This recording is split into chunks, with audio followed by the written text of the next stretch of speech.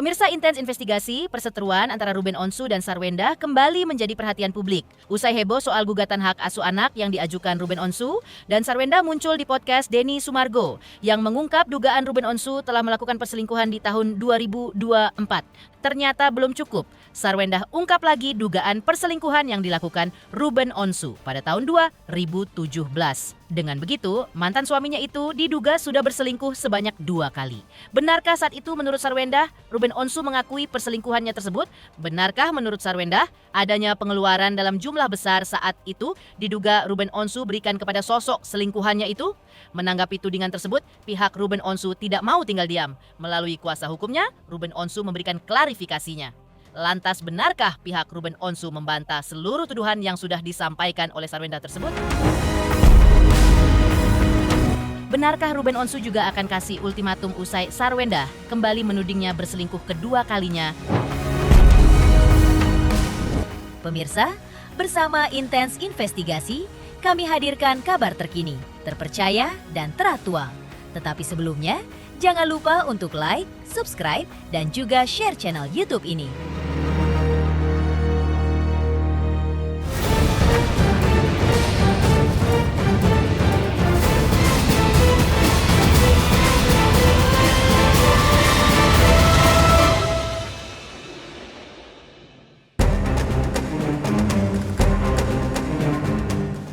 Makin memanas pertikaian antara Ruben Onsu dan Sarwenda.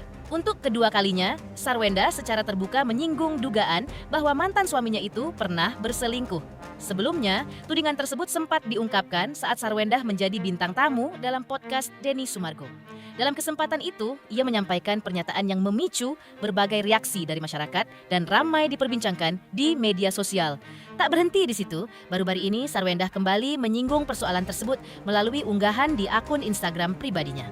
Dalam unggahannya, ia menyebut dugaan perselingkuhan itu terjadi pada tahun 2017 silam.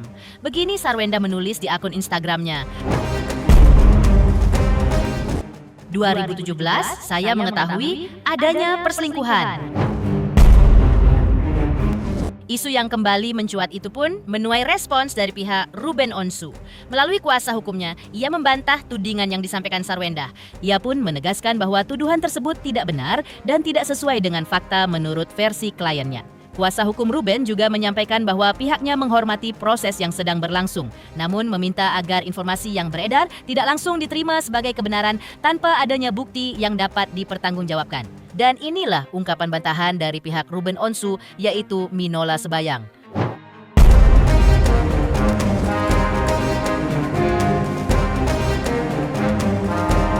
Sekarang gini, coba dong suruh dari kubu mereka itu ditranskrip dong dialog yang ada di dalam pertengkaran itu, dirunut dia, coba ditranskrip. Kenapa kok wawancara kita yang ingin tujuin tanggal mereka begitu pedulinya untuk memperbesar lah dengan resolusi tinggi lah, apapun lah namanya kan begitu ya. Sekarang cobalah supaya terang benderang misalnya isi daripada dialog dalam CCTV lengkap tersebut. Ya kita juga punya lengkapnya, dikasih Ruben. Tapi saya nggak mau menggunakan yang lengkapnya itu, karena yang perlu kami buktikan adalah bahwa pernyataannya dia, bahwa dia tidak pernah kalau bertengkar itu seperti itu. Nah, dia bilang bahwa bertengkar itu pun dia nggak mau didengar, nggak mau dilihat oleh anak-anak. Berarti kan bertengkarnya secara elegan. Nah, kami hanya ingin menyatakan bahwa nggak seperti itu. Ada pertengkaran, atau bahkan mungkin setiap pertengkarannya tidak seperti yang dia sampaikan. Itu poinnya. Makanya kami tidak ada kepentingan untuk menyampaikan secara utuh. Meskipun orang-orang mendesak, misalnya dari kubunya sebelah misalnya, konteksnya dong. Loh, kita kan berbicara masalah konteks pertengkarannya. Apapun penyebab pertengkaran itu yang mau kita buktikan, bener nggak sih kalau lu bertengkar, lu elegan bertengkarnya. Hanya itu. Konteksnya kan itu kan kemauan netizen. Makanya saya katakan, ketika Densu juga bertanya, ya, 10 netizen, 11 keinginan. Apakah saya berkewajiban untuk memenuhi kepuasan daripada keinginan para netizen itu? Ini minta ini dijelaskan, itu minta ini semua. Apakah saya memiliki kewajiban untuk membuktikan itu semua kepada netizen supaya netizen puas? Enggak lah. Ya. Jadi artinya kalau memang mau fair, Buka dong transkripnya gitu. Nah, kalau kami mendengarnya, ini kan diawali dari masalah perpindahan tanggal. Kan itu persoalannya, perpindahan tanggal liburan ya, atau mungkin pindah rumah kan gitu ya, karena mungkin kalau pindah rumahnya itu karena kontraknya sudah habis, kontraknya itu sudah habis ya kan ya. Nah, udah habis itu kan kalau pindahnya itu di lebaran kan nggak ada mbak kan begitu. Nah, Ruben mengatakan sudah diurus semuanya. Dia desak terus. Terus kemudian Ruben masuk ke dalam satu ruangan. Ya kalau saya tanya Ruben tuh kemana? Ben itu ke kamar kecil. Dia ke kamar mandi. Dia mau mandi. Tapi ketika dia nutup pintunya itu seperti kebanting, gedebar gitu, itu memancing emosinya si S. Mau teriak. Sampai Ruben keluar mandi pun teriak-teriak. Dan seperti biasa, ketika sudah mulai ada amarah, omongan kemana-mana. Selingkuh. Sama seperti yang kami sampaikan, ngomong tentang masalah Blackpink, tiba-tiba larinya lelang, kan gitu artinya. Jadi ini bukan suatu hal untuk pembelaan diri, karena siklusnya kan sudah kelihatan. Bicara mengenai masalah penambahan tiket, Blackpink masuk ke lelang. Ini pertengkarannya bicara tentang masalah liburan, pindahan tanggal, minta nomor kontak, merasa ketika Ruben masuk ke dalam ruangan kamar mandi itu seperti banting pintu, mancing emosi, tiba-tiba larinya ke selingkuh. Terus kemudian karena ada kata-kata selingkuh, semua orang mengatakan, oh itu bukti pertengkaran karena perselingkuhan. Dari mana? Makanya saya katakan sebenarnya nggak perlu lagi artinya itu saya memberikan klarifikasi apapun yang saya sampaikan, kalau memang misalnya itu tidak sesuai dengan keinginan orang yang berpihak kepada S, ya pasti tidak akan sesuai gitu. Saya tidak ngomong apapun, untuk orang yang percaya bahwa Ruben tidaklah berselingkuh, pasti akan percaya. Jadi sebenarnya kita nggak usah lagi berpolemik lagi. Setelah itu, pernyataan Sarwendah di akun Instagramnya juga mengejutkan dengan menyebut kalau Ruben Onsu mengakui perselingkuhannya dan meminta maaf kepada Sarwendah dan berjanji tidak mengulanginya lagi. Atas pengakuan dan permintaan maaf tersebut, Sarwendah mengaku sempat mencoba memberikan kesempatan kedua. Ia memilih untuk mempertahankan rumah tangga dengan harapan kepercayaan yang telah rusak dapat dibangun kembali. Namun, harapan itu disebut tidak bertahan lama. Sarwendah menuturkan bahwa kepercayaan yang kembali ia berikan justru kembali hancur setelah dirinya menemukan dugaan serupa. Ia mengaku mengetahui hal tersebut ketika kondisi keuangan keluarga sedang berada dalam masa sulit. Beginilah persisnya Sarwendah menulis di akun Instagramnya. Saat itu beliau mengakui kesalahannya, meminta maaf dan berjanji untuk berubah. Saya melihat betapa kerasnya beliau berjuang mencari nafkah dan membangun keluarga kami. Karena itu, saya memilih untuk tetap bertahan dan berharap semuanya benar-benar bisa berubah. Namun, kepercayaan itu kembali runtuh oleh perselingkuhan beliau yang berikutnya. Saat ini, kondisi keluarga sedang sulit, tetapi saya mengetahui adanya pengeluaran dalam jumlah besar untuk selingkuhannya itu. Mengetahui bahwa sudah 2 kali Sarwendah menuding Ruben Onsu atas dugaan adanya perselingkuhan, pihak Ruben Onsu akhirnya mengambil langkah tegas melalui kuasa hukumnya, Minola Sebayang. Pihak Ruben Onsu menilai tudingan yang beredar dapat berdampak pada nama baik dan kehidupan pribadi Ruben Onsu apabila tidak segera diselesaikan dengan cara yang tepat. Minola Sebayang menegaskan bahwa setiap pernyataan yang menyangkut dugaan perselingkuhan harus memiliki dasar dan bukti yang jelas. Menurutnya, apabila tudingan tersebut terus disampaikan tanpa adanya pembuktian, maka pihak Ruben Onsu siap memberi ultimatum sebagai langkah untuk melindungi hak dan kehormatannya. Maka inilah ultimatum yang diberikan Ruben Onsu kepada Sarwendah yang diwakili oleh kuasa hukumnya, Minola Sebayang. Perselingkuhan itu kalaupun memang misalnya ada, sekali lagi jangan dipelintir, kalaupun memang ada, faktanya kan tidak pernah dibuktikan, ya. Tapi kita anggap aja, kita percaya dengan apa yang disampaikan. Ini kan sudah masa lalu, ini kan sudah selesai. Dengan keluarnya putusan perceraian ini sudah selesai.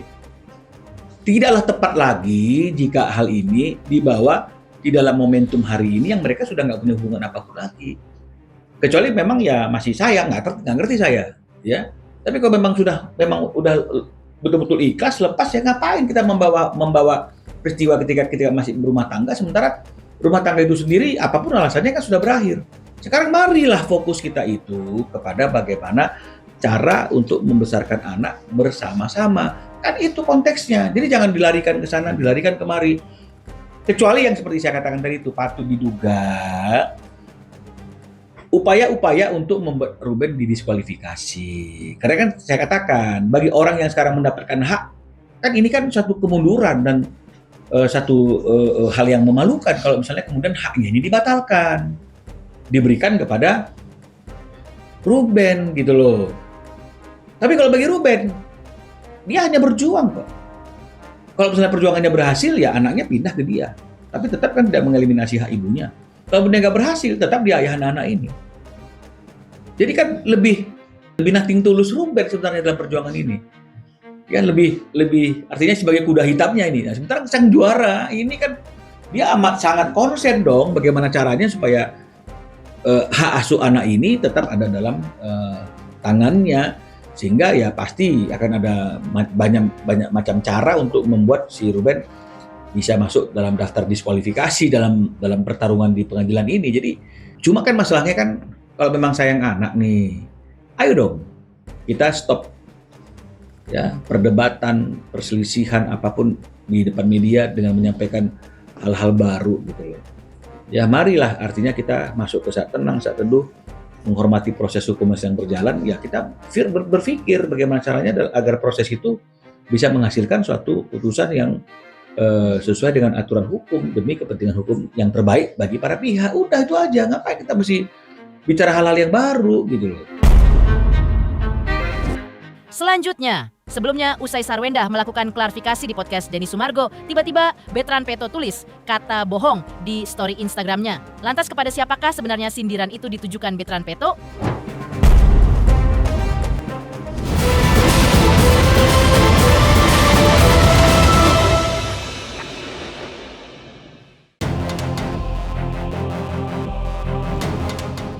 Mengejutkannya lagi, nama Betran Peto kembali menjadi sorotan setelah unggahan singkatnya yang hanya berisi kata bohong ramai diperbincangkan di media sosial. Unggahan tersebut muncul tidak lama setelah Sarwenda memberikan klarifikasi dalam sebuah podcast bersama Denny Sumargo mengenai berbagai isu yang belakangan ramai dikaitkan dengan keluarganya. Di tengah ramainya pembahasan tersebut, kuasa Ruben Onsu, Minola Sebayang, turut menanggapinya. Meski belum mau bicara panjang lebar, namun ia menjelaskan bahwa kedua putri Ruben Onsu memiliki hubungan yang sangat dekat dengan Betran Peto sejak kecil. Hal ini sekaligus menolak apa yang berkembang luas di masyarakat yang tidak sesuai fakta, di mana kebohongan tidak selamanya mesti ditutup dengan kebohongan lainnya. Kami kan nggak ngomong apa-apa. Dan bagaimana sayangnya Onyo sama adik-adiknya dan bagaimana kemesraan adik-adiknya kepada Onyo kemarin-kemarin kok tiba-tiba sekarang tantrum gitu. Jadi ini yang saya katakan tadi itu saya nggak bisa berkata-kata yang berretorika gitu loh. Makanya saya katakan bahwa kadang-kadang memang seperti yang saya katakan itu pepatah bilang kalau kebohongan itu kadang-kadang harus ditutup dengan kebohongan baru dan begitu seterusnya. Sehingga kebohongan itu kelihatan seperti suatu kebenaran kan begitu. Tapi ya kita nggak tahu, kita nggak nuduh siapa-siapa. Tapi artinya apa yang disampaikan tidak sesuai dengan fakta yang ada sama kami. Sementara itu, kedekatan antara Betran Peto dan Ruben Onsu makin dekat. Tampak ia selalu memberikan dukungan dan semangat kepada Ruben Onsu saat sang presenter tengah melakukan siaran langsung melalui media sosialnya. Dalam kesempatan tersebut, Betran Peto tampak hadir memberikan perhatian kepada Ruben Onsu. Sikap penuh kepedulian yang ditunjukkan sang anak membuat suasana live menjadi lebih hangat. Ia berusaha memberikan semangat dan dukungan moral kepada sang ayah. Momen ketika Betran Peto menyemangati Ruben Onsu pun mendapat respons positif dari warganet. Banyak yang merasa tersentuh melihat perhatian yang diberikan Betran Peto kepada Ruben Onsu. Para penggemar menilai bahwa kedekatan mereka menunjukkan rasa sayang dan kepedulian yang kuat sebagai anak dan ayah. Sorry.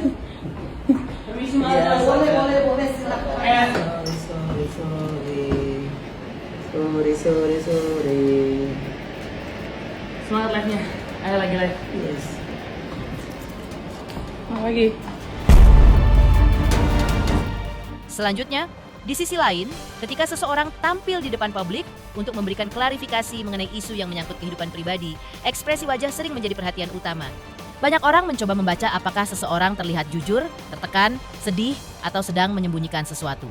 Termasuk saat Sarwenda tampil di podcast Denny Sumargo. Lantas seperti apa pakar ekspresi berikan analisisnya terkait ekspresi wajah Sarwenda saat klarifikasi di podcast Denny Sumargo tersebut? Pemirsa Intens Investigasi, jangan lupa saksikan terus Intens Investigasi dan pastikan jangan lupa untuk like, subscribe, share, dan juga komen. Tim redaksi Intens Investigasi juga mengucapkan banyak terima kasih kepada semua subscribers. Hingga channel Intens Investigasi kini sudah mencapai 3.600.000 subscribers.